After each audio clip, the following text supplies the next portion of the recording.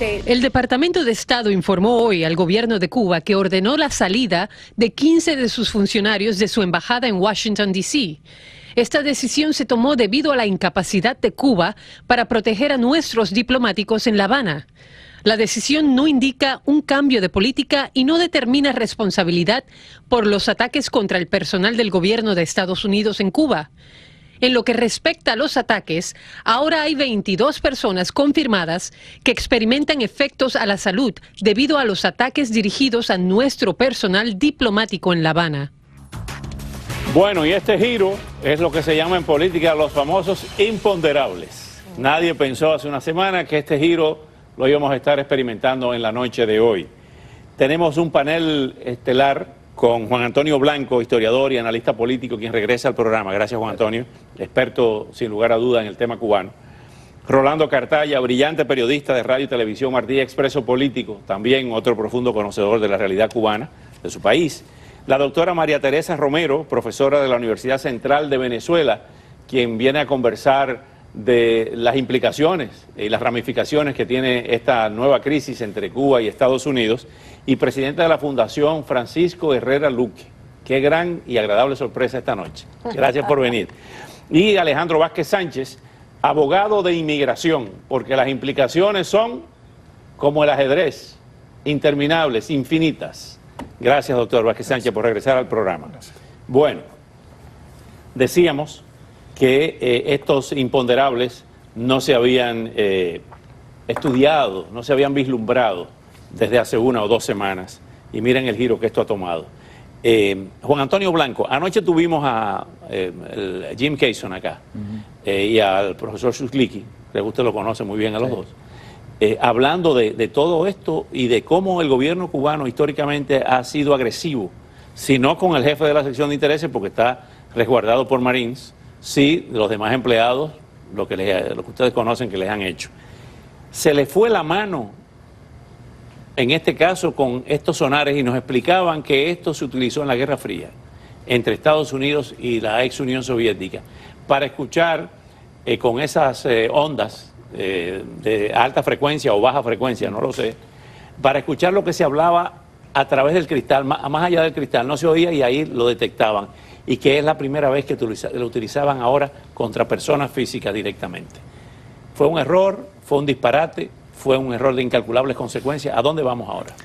Hay dos cosas, unas son certezas, otras son abiertas a la especulación. De nuevo, yo insisto en la certeza de que aquí no es posible considerar que haya ningún otro actor que no sea el gobierno cubano responsable por lo sucedido. Responsable en dos vertientes. Responsable porque le toca la responsabilidad, según la Convención de Viena, de proteger no solo a los americanos, a todos los diplomáticos que estén acreditados en Cuba. Y responsable porque no es posible para que un tercer actor haya podido realizar esto durante 9 meses contra más de una decena o docena de viviendas norteamericanas y que haya pasado inadvertido. Es más, lo lógico sería pensar que el responsable del chequeo sabía que había una suerte de epidemia entre los funcionarios americanos antes de que el propio embajador americano lo supiera. Entonces, esto es muy grave. Ellos no lo han tomado así porque ellos sintieron bajo la presidencia de Obama que el umbral de tolerancia hacia sus acciones nacional e internacionalmente se había extendido y por lo tanto se han atrevido a una cosa que nunca hicieron antes. Es cierto lo que dijeron ayer en tu programa, de que siempre hubo hostilidad y acoso a los funcionarios norteamericanos en Cuba, pero eso se traducía en allanamientos de vivienda, en acoso con los sistemas de chequeo físico, ese tipo de cosas. Ensuciar los apartamentos. Ensuciar los apartamentos, desestabilizarlos psicológicamente, pero lo que nunca se había visto es que emplearan una tecnología que pudiera ser lesiva a la integridad física de las personas. Y en el caso que tú mencionaste de la Unión Soviética, murieron embajadores de cáncer y murieron empleados de cáncer. Eso fue en los años 70. En los años 70. Rolando Cartaya, tu lectura de esto. Oscar, coincido con Juan Antonio en que pasaron el umbral. Si fueron ellos, si no fueron ellos, por lo menos conocimiento tenían que tener. creo que hubo un editorial del Washington Post que lo decía, en un estado policial como el cubano es imposible que no tengan conocimiento de lo que está pasando. Entonces, creo que les ha salido un poco el tiro por la culata, porque las consecuencias, sobre todo del punto de vista económico, van a ser fuertes. O sea, tenemos el problema de las visas en la Embajada de Cuba para que vayan los cubanoamericanos, que son el segundo grupo mayor después de los canadienses, con más de alrededor de 500,000 anuales entre una cosa y otra. La advertencia de viajes a los estadounidenses, que ya el año pasado también fueron más de 280 y pico mil. O sea, es un golpe al turismo, en particular, bastante fuerte. Tenemos también te dije la advertencia de viaje, lo de las visas y las... Desastre del Irma también. Y esto llueve sobre mojado, sobre una situación que ya venía empeorando con el ciclón Irma. O sea, ellos ya tenían una situación súper comprometida y esta semana la revista The Economist, o la semana pasada, dijo que Raúl Castro estaba sin pista, no sabía qué iba a hacer con la economía después de Irma, y esto viene a dar un golpe todavía más demoledor. Ahora bien, doctora María Teresa Romero, las implicaciones, Cuba no es solamente una isla geográfica, sino es una isla con muchas ramificaciones. En el caso directo de Venezuela, de su país, ¿cuáles implicaciones puede tener esto en este endurecimiento de la política de Estados Unidos hacia Cuba, cuando La Habana estaba hasta cierto punto jugando un papel, si no mediador, por lo menos contemporizador ante el radicalismo de la cúpula gobernante en Venezuela? O se hacía ver como... Se hacía ver, pues, como el policía bueno. Como el policía bueno, exactamente. ¿Cuál es su lectura de esto? Bueno, yo creo que esto es muy grave, ciertamente. Estoy de acuerdo.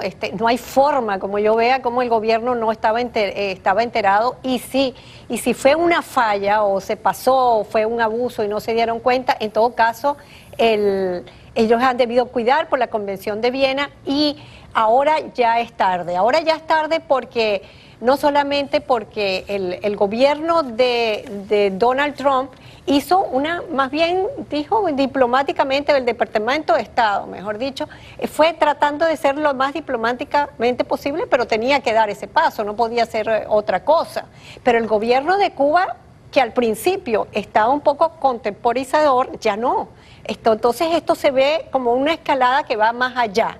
Si esto sigue y continúa, ya va a dejar pasar toda esta presidentes latinoamericanos como Juan Manuel Santos de Colombia pidiéndole el favor a Cuba que apacigüe al gobierno de Maduro. Eso ya va a pasar y Donald Trump entonces va a hacer lo que en cierta forma dejó entender en su campaña, que iba a tener una política distinta a la de Barack Obama y una forma más dura, y este es el momento entonces ya no de conciliar con Cuba, en ese sentido con Venezuela, sino que va a tener que enfrentar a los dos, a Cuba y a Venezuela, que son lo mismo. Y hay una cosa bien preocupante aquí, que el gobierno de los Estados Unidos, al hacer esto, va a tener entonces que lidiar también con Rusia y con China, porque la cosa se le empasta. Actores fundamentales. Antes de escuchar al doctor Alejandro Vázquez Sánchez, vamos a escuchar las respuestas del gobierno cubano hoy a través de su canciller Bruno Rodríguez Pardilla.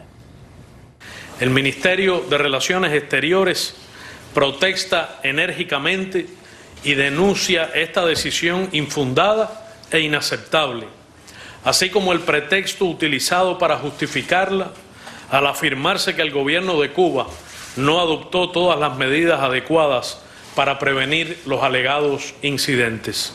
Es la segunda ocasión en que el gobierno de los Estados Unidos responde de manera precipitada, inapropiada e irreflexiva, sin evidencias sobre la ocurrencia de los hechos invocados en los que Cuba no tiene responsabilidad alguna, seria y profunda. Hechos infundados, o sea que no hay sordos ni problemas ni funcionarios con problemas mentales, cerebrales por esto. Doctor Alejandro Vázquez Sánchez, las consecuencias inmediatas de un cierre de dejar a un solo empleado cubano en Washington para atender miles de solicitudes de pasaporte, visa y documentos de viaje o documentos legales para los cubanos, y el hecho de la reducción del 60% en la embajada en La Habana.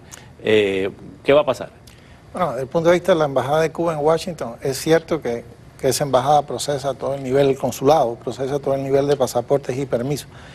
Vale señalar que en el caso de Cuba es un caso en particular, porque en ningún país, si tú eres ciudadano cubano, tú necesitas una habilitación para viajar al país. Esto es un problema que han creado los mismos cubanos con dos objetivos a mi manera. Un problema de control y un segundo, un problema económico, porque es una fuente de divisas extraordinaria. No hay un pasaporte más caro que el pasaporte cubano hoy día para los propios cubanos. ¿Cuánto cuesta un pasaporte cubano? Creo que, si la memoria no me falla, está alrededor de los 400 y pico de dólares. 350, creo. 350. Y es válido, teóricamente es válido por 5 años, pero en realidad es válido por 2 años, porque necesita una habilitación, que es otra forma de renovación. Es el pasaporte más caro en el mundo y con menos validez. La otra cosa es que esto es un tema que nunca se ha tratado, pero vale señalar. La Constitución cubana, en el artículo 32, la Constitución que está vigente en Cuba, niega la doble ciudadanía, no la reconoce y establece como causal de pérdida de la ciudadanía cubana la adquisición de una ciudadanía extranjera. Yo no sé cómo los organismos migratorios cubanos y el Ministerio de Relaciones Exteriores requieren un pasaporte cubano a cubanos americanos o a otras personas de otra nacionalidad, cuando la propia Constitución cubana impide que si tú presentas un pasaporte extranjero, automáticamente es pérdida de una ciudadanía cubana. So, básicamente hay una violación completa de la Constitución cubana y esto es un tema que se debe llamar la atención y hacerlo. Eso es un problema en la parte de Washington. La otra parte es la realidad, es que crea una suspensión indefinida, que no es definitiva. Se ha creado una ansiedad en el sentido de que es definitivo y es indefinida. Vamos a la pausa y la pregunta comenzamos de allá para acá, en el segundo segmento. ¿Cómo van a viajar los cubanos ahora? Esa pregunta déjenla ahí, punto suspensivo.